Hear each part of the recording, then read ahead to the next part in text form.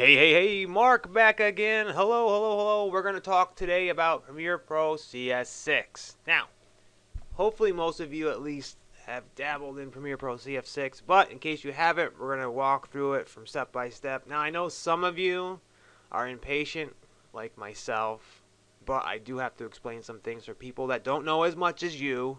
Okay, so hang in there or just press the little button to pass through all my nonsense. I'm going to talk for about 60 seconds. If you can deal with it, great. Grab a Mountain Dew, sit down, chillax. When you go into Premiere Pro, it's going to bring you to this window right here. Now, video rendering and playback. I have the Mercury Playback Engine GPU acceleration on, active. CUDA. It's all about the CUDA. Now, if you don't have this active and you do have CUDA cores in your graphics card, I have a tutorial. It's very quick, very simple. Don't need to download any programs whatsoever to show you how to activate the Mercury Playback Engine on Premiere Pro. Activate it. It makes your experience much more pleasant. It makes things faster. It even makes some of the transitions and effects inside Premiere Pro act very fast. They don't have to render because of the acceleration, the Mercury Playback Engine. Now, you come to this part here. You can name your project. So we'll name it Tutorial for the Tube. And we don't have to mess with this stuff here. Scratch this. None of that. I don't mess with any of that. You don't have to worry about it. It's all good. Hit OK. Now this we can mess with. You want to find out the settings that best match, hopefully exact, to what you've shot, the footage that you've taken. Find out what's best for you. You click down these tabs. You can click on it, read what it's all about, and then move on. We're going to go for the EOS 70-24 frames per second. I made these myself, custom. Go to settings up here, and then you can see all this stuff here. Frame size, aspect ratio, and so on. Display time format, audio. If you didn't see anything on that list that you liked or that best matched it, go over to settings, do all this stuff, put in all this information that is that you need, and then you just click Save Preset, write in the name and maybe a little bit of description, and then hit OK. And then when you go back in here, it'll be under here like mine are, because I did these, so that's very easy. Under track, this is for your audio. Again, if you want to set a standard, just do this and then save a preset. Once you're all good with that, you can name it the Tube Tutorial and then hit OK. You don't have to name it if you don't want to. So then it's going to bring you to this screen here. This is where the action happens. You can set this up in different ways, but for right now, we're going to just worry about this. Now, there's a couple ways that you can bring in footage. You can do it from your media browser down here. And coincidentally, if this doesn't work for you, you can make your windows bigger by dragging these. Or go up here, left click, and then you can pull it to where you want it. Okay? So now it's up here. And I can do, Windows users. You'll never see me coming. Didn't see it yet. I'm gonna wait until I do. Never see me coming. So, and then you can go in here and then click on folder and then find your deal in here and bring it on in. Bring it on in. Let's see. I will bring in this. I will bring in this. Okay. If you didn't want to do it that way, you can hit File, go to Import, and then find your footage that way. Click on it and hit Open, and it's going to bring it in. So there's different ways to draw in footage. So we got our clips in. Okay, we got our clips, and we want to start editing. So you can work like this. Okay, you can actually, if you go on here and you pull across, if I can find some actual footage, there we go. Find some footage, and you can go and it'll play it in a little window, which is pretty cool. Or if you don't click on it, you can just pull, you know, I'm not pressing anything, I'm just holding my mouse over it, and as I move to the right, it plays forward, move back, plays back. Okay. You can move the mouse back, and you can pull this footage in. Now, if your footage doesn't match what you input, this is what you're going to get. And I just want to keep my existing. I don't want to change it to the settings of this particular footage. I want to keep it what I set it at.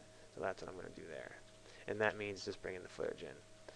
And I have there. Oh, another problem. The footage is not filling up the screen. What to do? Click on our clip, right click, and then we're going to hit scale to frame size. Boom. Easy peasy, lemon squeezy. We're good. Now down here we have audio. Alright, so I like to work like this, but you can also click down here. There's an icon view. You can work like this, and you can make them bigger if you want to, if you got bad eyes. And it should do the same thing over here. You hold your mouse over it, and it'll scroll. Anyway, and you can make them smaller, make them bigger. So you can double click on your footage to bring it in this window here, and here is where you can really dial in and only pick apart the pieces that you want to put into your clip. So on the timeline here, okay, so say I wanted to start right before she opens this guy up. So I'm going to start here. I'm going to see, I'm missing something here. Something's missing. Boop, there it is. That's what you gotta be careful of. If you open these windows too much, you'll lose your little buttons here. So I'm going to mark in there, okay, or I can press I. See how it says I next to mark in? Those are the shortcuts. And then I'll use my arrow keys to go over, and then she'll disappear. Boom, like this. And then I'll press O or mark out. So now I can either pull the footage only with no audio, or I'm going to Control Z to undo that. I can press just the audio, just have audio, Control Z. Or if I wanted to grab both audio and video of just this clip that I have now trimmed down, I'll go over here on the footage that's in here. I'll click and drag it down here. Now I have the audio and video of the clip I just got. Right click, scale to frame. So now I have the exact same thing there. Now I'm going to left arrow over that. I don't want that. So let's go in, hold that, and just drag it over. Perfect. Just drag that right over like that, and we are good to go. So now in, boom, perfect. So we can go down a little more. I like this. Using arrow keys once I get to fine tune it. Can't use up and down. Right there we use. So I can mark in, and then I can mark out again. Now let's work on here. Let's just do right there. Right there. Mark out. Let's drag that footage over there. Alright. So again, it just dragged the footage that I had there. These other buttons, this is play, this step forward one, back one, this goes to a marker. I have a marker right there. If I press this, this will go to that marker. If I add another marker, it'll go to that one and then that one. I can go to the in point there. I go to the out point there. Very handy, and something that I find very useful. Now you can add buttons to or take away buttons to the layout. I customize this to my preferences. You can reset the layout or reset the layout to the default settings, and then you can pull it down and add that to your list just like that. And once you're done, you hit OK, and you can go through here and really just pick the things that you want. But like I said again, if you're close, they just disappear on you, and then this arrow shows, right? And it shows the things that you don't have.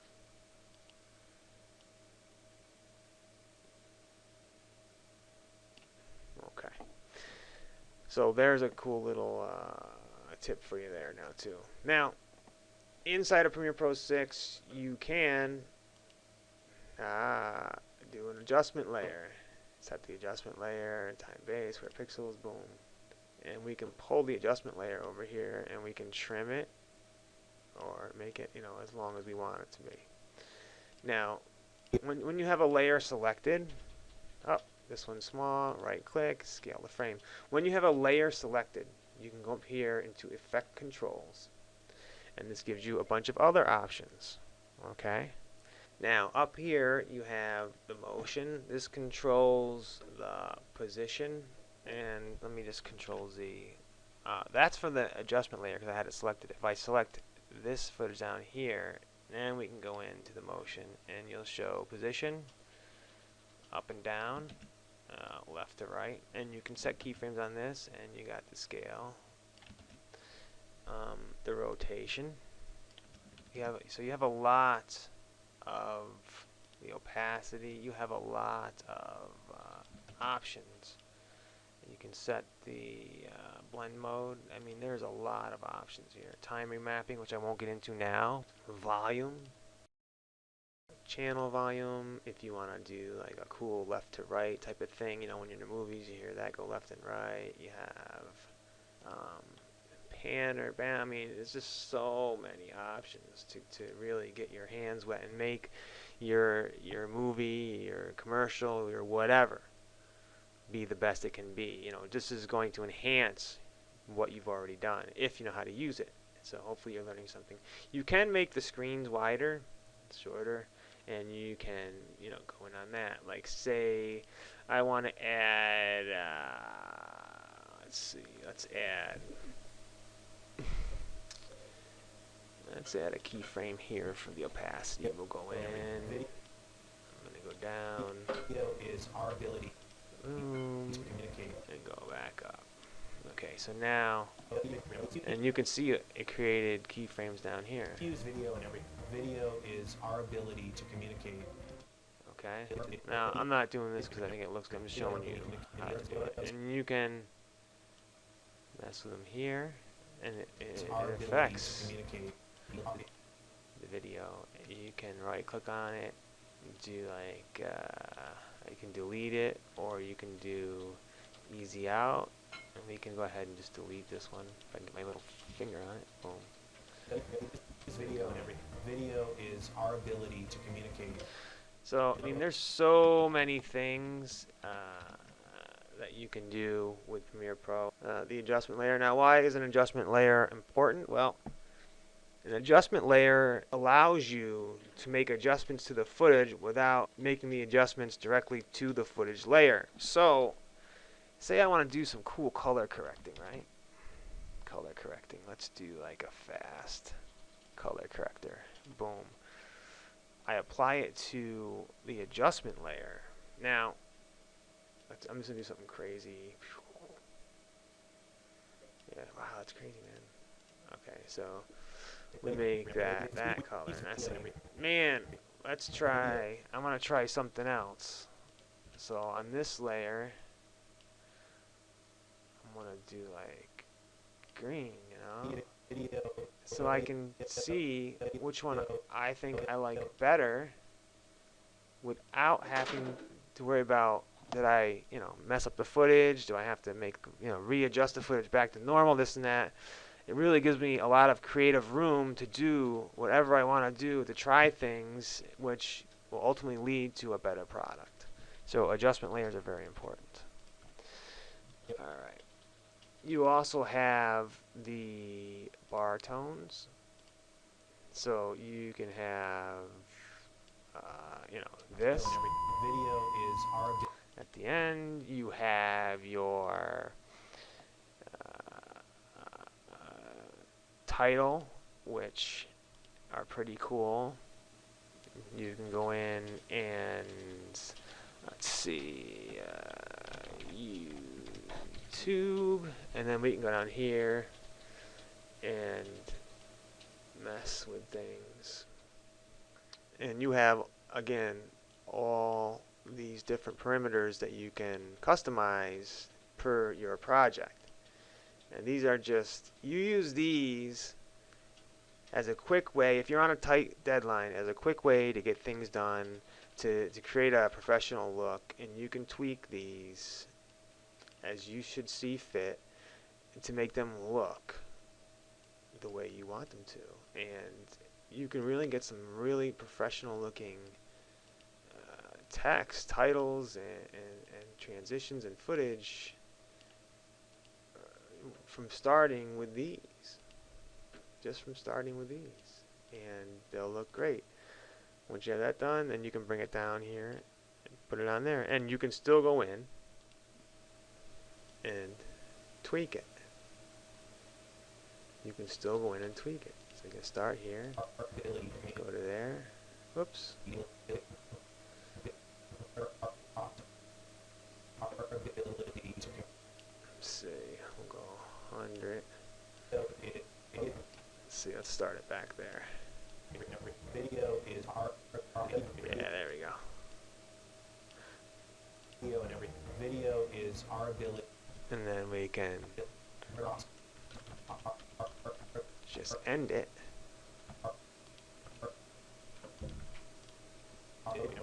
Let's see. Video is our ability to. We use video and everything. Video is. So you have that tool you can use. Now you also have your countdown. Now, you know, 5, 7, 6, 5, 4, 3, 2, 1. But you can adjust these. And if you want it to beep every second, you click this. If you want it just to beep on the last one, you can. I like it, you know, like the classic every time. And you can click on that and just change what. So I just change those lines. I mean, you can change everything to get it to where you want it to be. Now, I'm not saying it's going to look good, but you know, that's on you. And consistent format. We get to it'll do choose your colors. Our customer hears what we want.